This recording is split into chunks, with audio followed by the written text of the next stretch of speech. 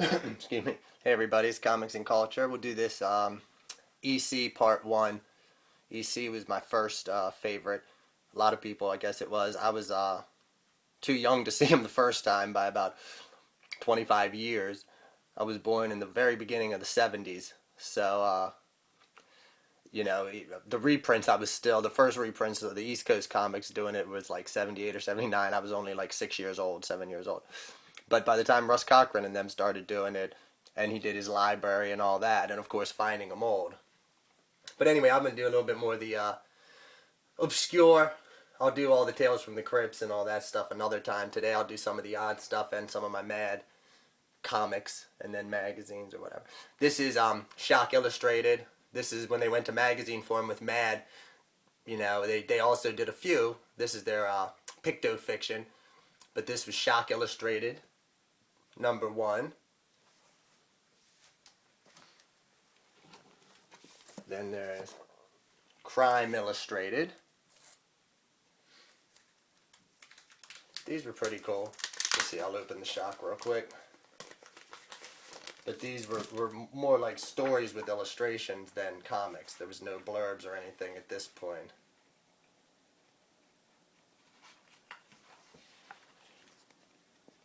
Here is The Needle.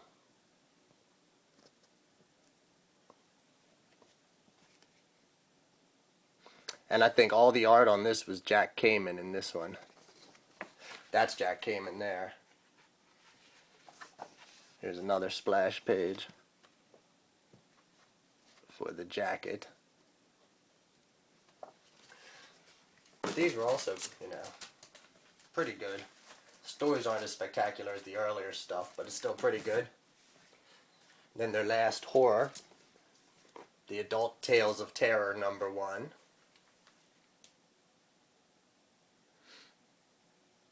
Pretty cool. Then Tales of Terror #2. That's a Reed Crandall cover. I think they were both actually Reed Crandall covers. Then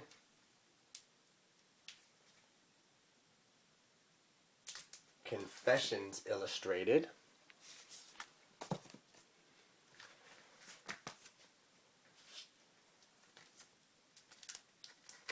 #1 and #2. #2 looks pretty good except for some bug chill. Right about there. There it is.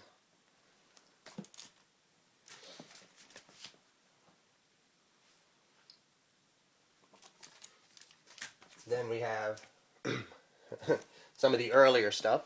Happy Houlihan's #1. America's Craziest and Most Lovable Family. And then Dandy Comics #1.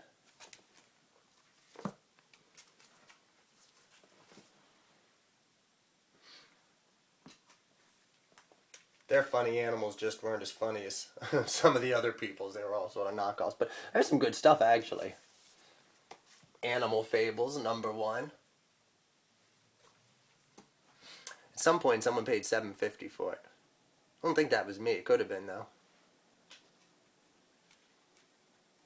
Sometimes it's hard to remember. I used to buy a lot of them used back in like the early 80s. So here, this is Animal Fables #7. I like this cover. It's a pretty cool cover here. Freddy Firefly, an Atomic Bug. Freddy Firefly actually turned up in a different comic. Before EC, they bought it. And I actually have it. I think it's Mad Hatter #1. I'll have to look for that on another time. But you'll see Freddy Firefly in there. Kind of neat. And Danny Demon, he's actually in there too. So whenever the company that produced that went out of business, it must have sold it all to Max Gaines, William Gaines' dad. This is a comic about electricity. This is a 1946 Ready-Made Magic, Ready Kilowatt. Which, see if I can get in there some. Produced by Educational Comics, 225 Lafayette Street, which is, of course, Educational Comics, or then Entertaining Comics, EC.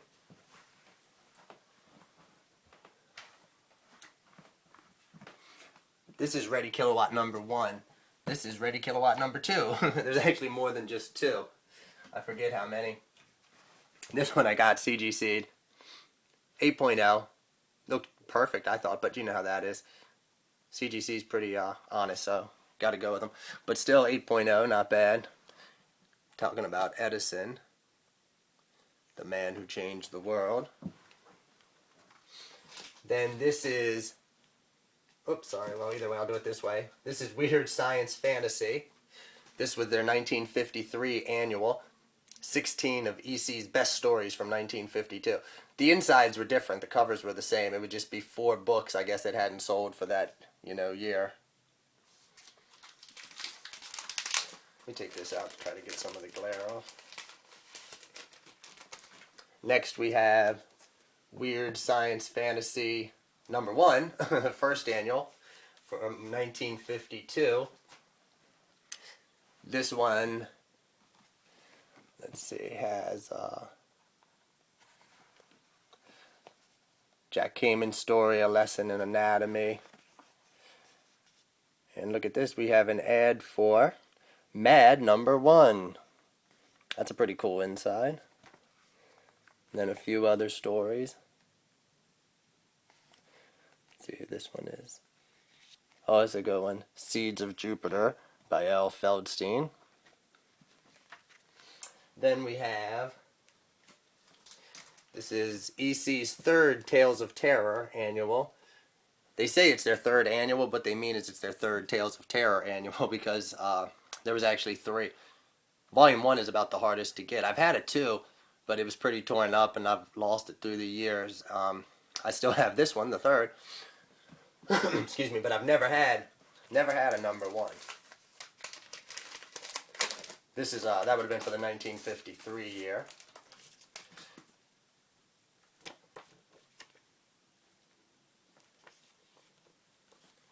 This is EC Classics 3D number 1. And it's in pretty good shape. This guy, whoever had this one, took out one set of glasses, left the other set attached in there. And you can see there's an ad for 3-dimensional Tales from the Crypt. Luckily though, whenever I bought it, he had left the other little pair in there. So we do have both pairs, although only one pair is physically attached in this book. Then, let me open this fella. I believe the same guy owned both of these books. Just because they're in about the same shape. And on this one, where they advertise 3D Classics, both glasses are there. So I'm assuming he took out the pair for this one, and he used it to read this one. Luckily for me. So either way, I got one with both sets still attached, and then I have one with one set attached.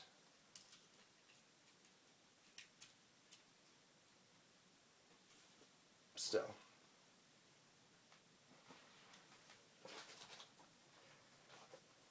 Alright, now we'll go move on to Mad. This is Mad number 3.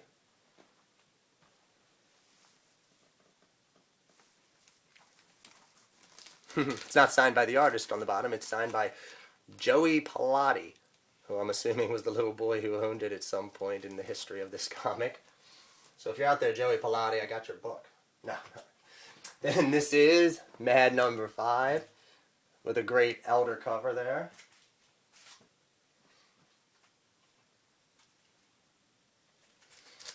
I should take them out, some of them. Try to take some out because of the glare. But I always love this elder cover. It's still got some of the craziness. Let's see if I get close, if we can see him. Next is going to be number 6. But you can see down here you got this guy. Sorry.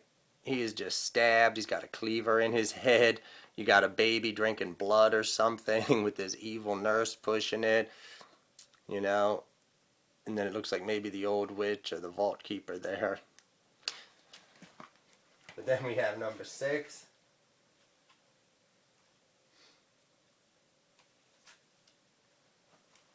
Number 7. Harvey Kurtzman cover there. Pretty cool.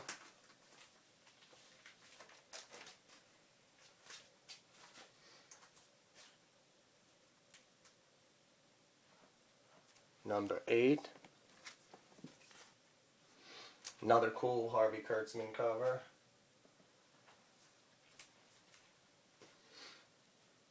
Gotta love it though.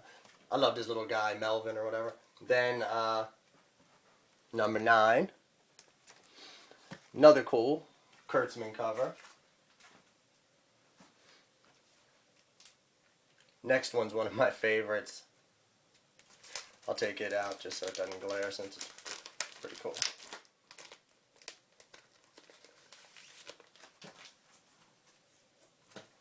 This is Mad number 11.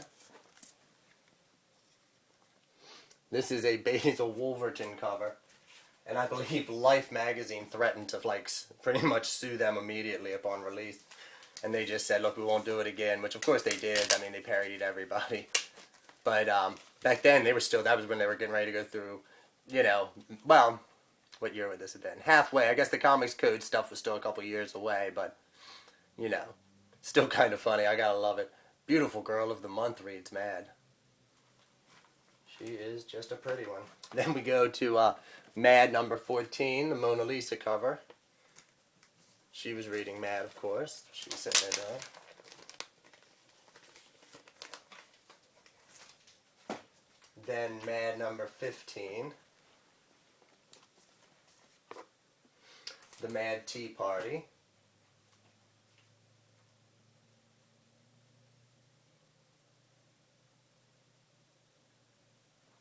Then Mad number 16.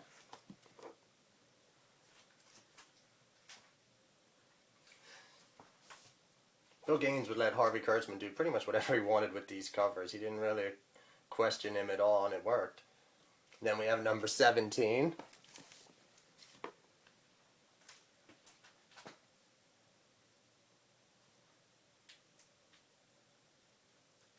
Number 18.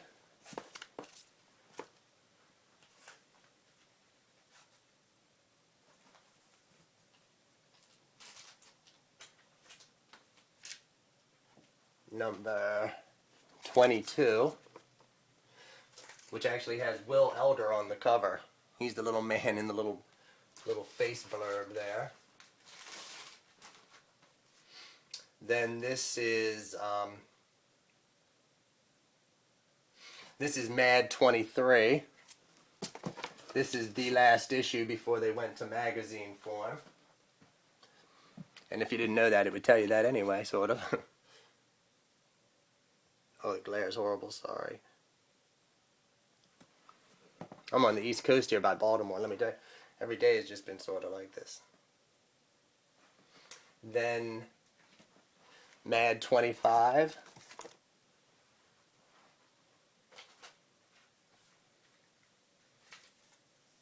Which is the second one. I don't have the first magazine. I have the second magazine. And then Mad 26. Little Alfred E. Newman's up there around on the corners. Then, after 26, next one I have is Mad 29. This is the very first issue with Don Martin art.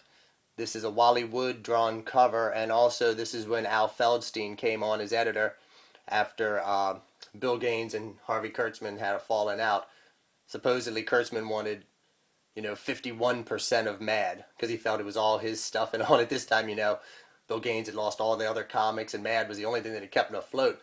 And, just reading in the books, nothing I've researched on my own, going back through many old fanzines and all, same story just about everywhere, I'm just going to paraphrase, but, apparently Bill Gaines said, he told Al Feldstein, his buddy, or told someone, I would have given him half, 50-50. But, the fact that he wanted something that, this other guy's dad had started, and to say, I want more than half, I don't know. It seems a little like I probably would have done the same thing. You're done then, get out. But Al Feldstein came on and actually made it the most, the highest published, humor magazine ever. you know, at its highest rate of circulation. Then we go on to Mad number 32, starting to get its distinct look then. You know, that's a Norman Mingo cover. A lot of people, you know, from his early stuff, it really sort of set a tone from there on. But they would still do a lot of crazy stuff, you know. Then we have Mad number 33. They were sort of modeling, sort of somewhat after Playboy. They had Ernie Kovacs, you know, you got Marlon Brando, although they made fun of stuff, but still doing their own silly little things. Here we have a What Me Worry up on the right side. This is number 38. This was painted by, you know, I think J. Fred Muggs was the chimp, wasn't it? Don't remember. Then number 39. I'm not going to do every man. I'm just doing a couple more of these early ones. Then after 39, we have number 40. She's running off the cake. This is Kelly Frias, who also was a great sci-fi artist. And we'll do the last one here, Mad, number 42, which is from November of 58, another Kelly Frias. Pretty cool one. You got like the little heads for the wine bottles, and Alfred E. Newman's has actually got a straw in it. He's drank up his wine. Alright, that's enough for now. Let me know if you like the EC. I'll do a couple more. It would probably take me 4 or 5 maybe to get them all through. But, alright, thanks a lot for watching.